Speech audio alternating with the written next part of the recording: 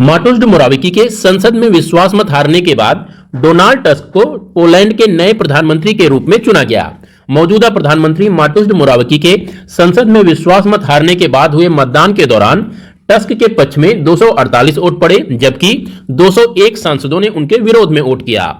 बात कर लेते हैं डोनाल्ड टस्क के देश पोलैंड के बारे में। तो यह देश यूरोप के मध्य में अवस्थित एक प्रमुख देश है, जिसके उत्तर में बाल्टिक सागर अवस्थित है। वहीं इस देश की असली सीमाएं रूस, लिथुआनिया, बेलारूस, यूक्रेन, स्लोवाकिया, चेक रिपब्लिक और जर्मनी देश के साथ लगती हैं।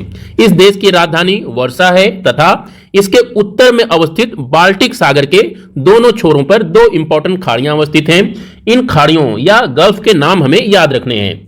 पूर्व में गल्फ ऑफ गदांस्क अवस्थित है, वहीं पश्चिम में बे ऑफ पोमेरानिया अवस्थित है।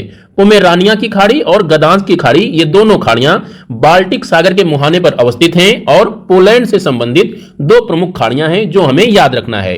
यहां पर ध्यान दीजिएगा कि गदांस्क पोलैंड का सबसे इंपॉर्टेंट बंदरगाह शहर है और यह शहर अपने इंपोर्ट और एक्सपोर्ट बिजनेस के लिए जाना जाता है। वहीं ये जो आप तट देख रहे हैं, इस तट को पोमेरानिया तट के नाम से जाना जाता है। यह तट पोलैंड के साथ ही साथ जर्मनी में भी फैला हुआ है। इसी तट के नाम पर इस खाड़ी को पोमेरानिया की खाड़ी के नाम से जाना जाता है। यहीं पर ध्यान दीजिएगा कि रूस का वो भाग जो पोलैंड से लगा हुआ है उसे कालिनग्राद के नाम से जाना जाता है। पोलैंड से संबंधित तीन प्रमुख नदियों के नाम हमें याद रखना है। इनमें से सबसे प्रमुख नदी है यहाँ की जो हमें याद रखना है वो है विस्चुला नदी। विस्चुला नदी के किनारे ही यहाँ की राजधानी वर्सा अवस्थित है। विस्चुला नदी का उद्गम कार्पेथियन की पहाड़ियों में होता है। इसे आप इस इमेज में देख सकते हैं। यहाँ पर ये जो आप पोर्शन देख रहे हैं, इस पोर्शन को बरानिया गोरा के नाम से जाना जाता है, जो कि कार्पेथियन पर्वत श्रृंखला में अवस्थित है। यहीं से ही विस्चुला नदी का उद्गम होता है, जो कि पोलैंड के दक्षिणी सिरे पर अवस्थित है। विस्चुला नदी का उद्गम यहां से होने के बाद यह नदी वर्सा, जो कि पोलैंड की राजधानी है, यहां से गुजरते हुए गदांस्क की खाड़ी में अपने जल को प्रवाहित कर देती है। इस नदी की एक बहुत ही इंपॉर्टेंट सहायक नदी है जिसे बग नदी के नाम से जाना जाता है। यहाँ की दूसरी इंपॉर्टेंट नदी है ऑडर नदी। ऑडर नदी का उद्गम चेक रिपब्लिक से होता है। इसके बाद यह नदी पोलैंड में प्रवाहित होते हुए जर्मनी और पोलैंड के बीच में सीमा का निर्धारण करते हुए पोमेरानिया की खाड़ी में अपने जल को प्रवाहित कर देती है। यहाँ की एक अन्य प्रमुख नदी है वार्ता नदी। वार्ता नदी ऑडर नदी की ही एक प्रमुख सहायक नदी है। तो ये चार नदियां हैं जो कि आपको पोलैंड से याद रखनी है। इसके साथ ही साथ ये भी समझिए कि पोलैंड देश का जो दक्षिणी सिरा है ये पहाड़ी और पर्वतीय है। इन पहाड़ों और पर्वतों में सुडेटिक पर्वत श्रृंखला और कार्पेथियन पर्वत श्रृंखलाएं प्रमुख हैं। कार्पेथियन पर्वत श्रृंखला के अंतर्गत ही तात्रा पर्वत श्रृंखला आती है। तात्रा माउंटेन्स में ही ऋषि नामक एक चोटी अवस्थित है। यह पोलैंड की सबसे ऊंची चोटी है। तो आपको ऋषि चोटी का नाम याद रखना है, RYSY, ऋषि। ऋषि चोटी पोलैंड की सबसे ऊंची चोटी है जो कि पोलैंड के दक्षिण में तात्रा पर्वत में अवस्थित है। तो पोलैंड से संबंधित ये दो पर्वत श्रृंखलाएं और नदियां और यहां की राजधानी, उसके साथ ही साथ गल्फ ऑफ गदांस्क और पोमेरानिया की खाड़ी, ये सब आप याद रखिएगा, हमारे एग्जामिनेशंस की दृष्टि से इंपॉर्टेंट है। दूसरे करंट अफेयर्स के अंतर्गत हमें याद रखना है कि प्रधानमंत्री नरेंद्र मोदी ने नई दिल्ली के भारत मंडपम में आर्टिफिशियल इंटेलिजेंस पर वैश्विक साझेदारी के शिखर सम्मेलन अर्थात global partnership on artificial intelligence GPAI summit का उद्घाटन किया।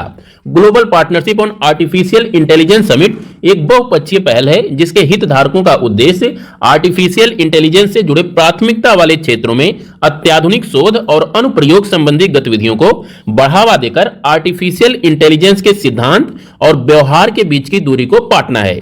यहां पर ध्यान दीजिएगा कि GPAI अर्थात global partnership on artificial intelligence Canada और फ्रांस द्वारा 44वें G7 शिखर सम्मेलन के दौरान प्रस्तावित किया गया था। GPI आधिकारिक तौर पर जून 2020 में लॉन्च किया गया तथा GPI अर्थात global partnership on artificial intelligence की मेजबानी आर्थिक सहयोग और विकास संगठन द्वारा की जाती है। यहां पे ये इंपॉर्टेंट है कि 2024 के लिए GPI के अध्यक्ष के रूप में भारत का चुनाव किया गया है।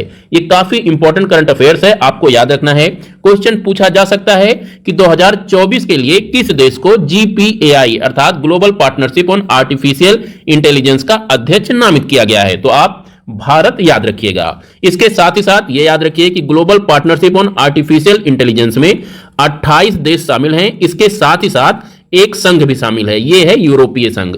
तो कुल मिला के GPAI में 29 मेंबर हैं, ये आप याद रखिएगा। इन 29 मेंबरों में 28 देश हैं और एक संघ है। तो ये बात हुई GPAI से संबंधित इंपॉर्टेंट फैक्ट्स एंड फिगर की। अब बात करते हैं तीसरे करंट अफेयर्स की। तो इसके अंतर्गत हमें याद रखना है कि बीजेपी विधायक दल की बैठक में मोहन यादव को मध्य प्रदेश का मुख्यमंत्री मनोनीत किया गया। इसके बाद राज्यपाल मंगू भाई पटेल ने निवर्तमान मुख्यमंत्री शिवराज सिंह चौहान के मंत्रिमंडल का इस्तीफा स्वीकार कर लिया है। डॉक्टर मोहन यादव कल मध्य प्रदेश के नए मुख्यमंत्री के रूप में शपथ लेंगे। तो यहां से याद रखिएगा कि MP के जो नए मुख्यमंत्री हैं वो है मोहन यादव। अब बात कर लेते हैं MP के बारे में। तो MP का गठन 26 जनवरी 1950 को किया गया था। इसकी राजधानी भोपाल है तथा यहाँ का सबसे बड़ा शहर इंदौर है। यहाँ के स्टेट लेजिस्लेचर की अगर बात करें तो इसके स्टेट लेजिस्लेचर में 230 सीटें हैं तथा राज्यसभा और लोकसभा में क्रमशः 11 और 29 सीटें हैं। ये दोनों फैक्ट आपको याद रखना है। यूपी PCS के क्वेश्चनों में एक तरफ स्टेट्स के नाम दे देता है और दूसरी तरफ लोकसभा या राज्यसभा के सीटों की संख्या दे देता है, आपको मिलान करना रहता है। उस लिहाज से 11 और 29 का फैक्ट आप लोग याद रखिएगा। राज्यसभा में 11 सीटें हैं और लोकसभा में 29 सीटें हैं। इसके साथ ही साथ मध्य प्रदेश का हाईकोर्ट जबलपुर में अवस्थित है और मध्य प्रदेश एरिया के हिसाब से भारत का दूसरा सबसे बड़ा राज्य है। वहीं अगर पॉपुलेशन के हिसाब से बात करें तो यह भारत का 5वां सबसे बड़ा राज्य है। ये दो फैक्ट यहां से याद रखिएगा। मध्य प्रदेश के टोपोग्राफी की बात करें तो यहां से याद रखिएगा कि मध्य प्रदेश का जो उत्तरी सिरा है यहां पे पर्वत श्रृंखलाएं अवस्थित है। इन्हें विंध्याचल पर्वत श्रृंखला या विंध्य पर्वत श्रृंखला के नाम से जाना जाता है। इसी प्रकार इसके दक्षिण में भी पर्वत श्रृंखलाएं अवस्थित हैं। इन पर्वत श्रृंखलाओं को सतपुड़ा पर्वत श्रृंखला के नाम से जाना जाता है।